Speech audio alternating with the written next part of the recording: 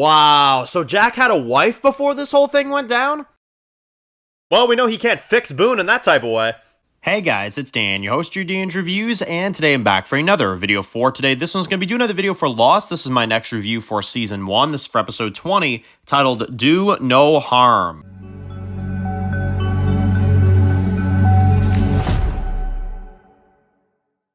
Alright guys, this one's going to be doing a review today. This one's going to be doing a review for Lost. This one's going to be doing my next review for Season 1, Episode 20, Do No Harm. So, holy crap, we have made it to 20 episodes of Lost, guys. That is... Jeez, I mean, that is some special crap right there. I mean, honestly, this season is lengthy. It's the lengthiest season of the show. So I'm glad that we are reaching the end. As much as I've enjoyed the season, I'm excited to be covering, Season 2 very soon as well, too. But this episode was honestly one of the most just intense episodes of the show so far. I mean, this was really, really like, what the hell is, going on? So, it's the first time in the history of the show, I'm pretty sure I can say these words, rest in peace, to a character. That's right, Boone is dead. Obviously, after the last episode, where John Locke made him go up on this plane, and then, of course, the plane was in the bushes, and then he fell, and, was heavily injured and stuff. Locke brought him back and stuff so that Jack could save his life, and that is exactly what we see in this episode. Jack trying to save Boone's life in the current day. Meanwhile, the flashbacks we get in this episode is of Jack saving what it sounds like his wife. It sounds like his wife was in a horrible procedure that she, had to go through and stuff like that. Apparently she didn't even think that she could even dance at her, wedding, and here she is now getting married to Jack. And it's because Jack saved her life, which is kind of a nice story, It sounds like Jack, obviously being a surgeon, he brought her in, he operated on her. Apparently, it sounded hopeless from the sound of it. Apparently, it sounded like, it was something that he just couldn't do. He couldn't save her.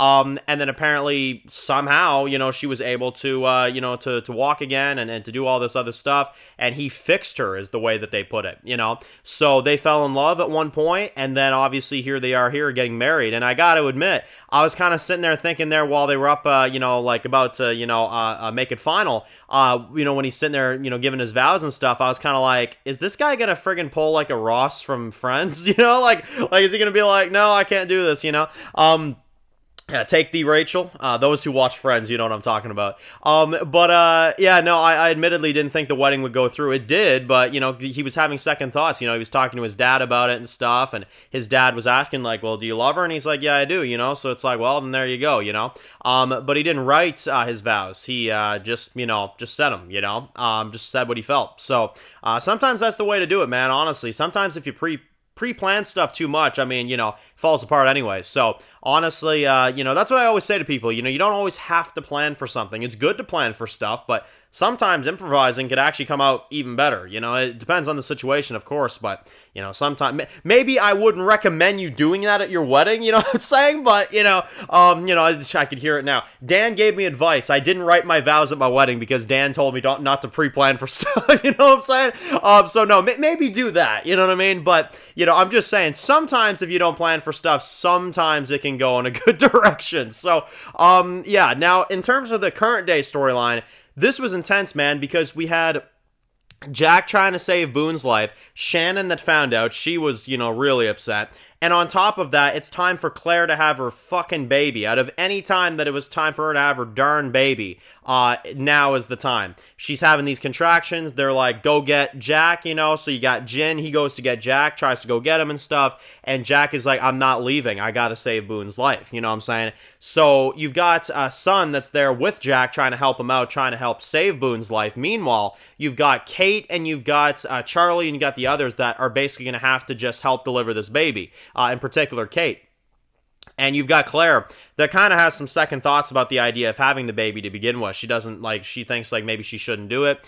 She tries holding her breath, trying to just low-key take herself out, which I'm like, holy crap. And Kate's just like, no, you don't get to do that. You don't get to opt out now. You have a responsibility. And it's not just your baby, Claire. It's our baby. We're going to all raise him on this island together. We're all going to help him. And that's basically that, and she delivers the baby, but here's the thing, and this is when I thought this episode was really poetic, is that she delivers the baby. We bring a new life to the island. Meanwhile, we lose a life with Boone.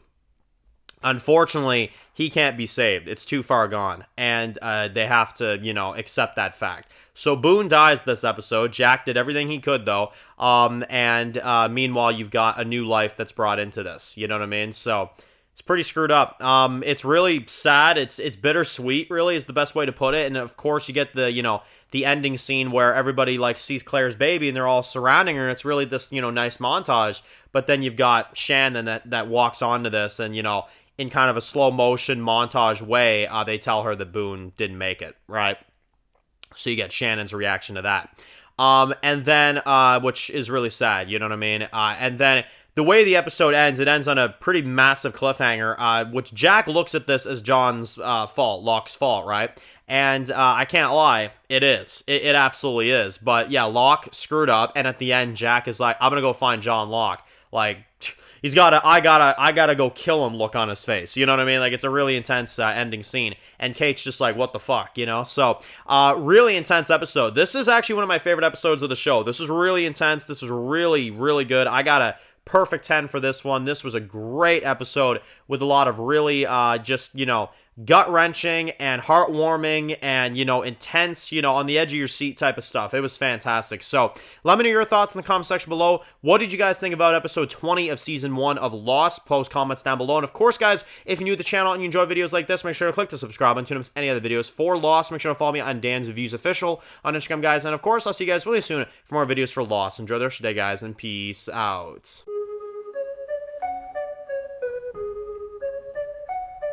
Born in the dark alleys, city of concrete. Dan's reviews blowing up, never taste defeat. Walking Dead dissected every plot twist beat. World gone mad, TV junkies hit a treat. Typing up scripts, marathon through the night. His opinions hit harder than a street fight scene. Every episode, brain sharper than a knife. He's the beacon of critique, shedding TV light.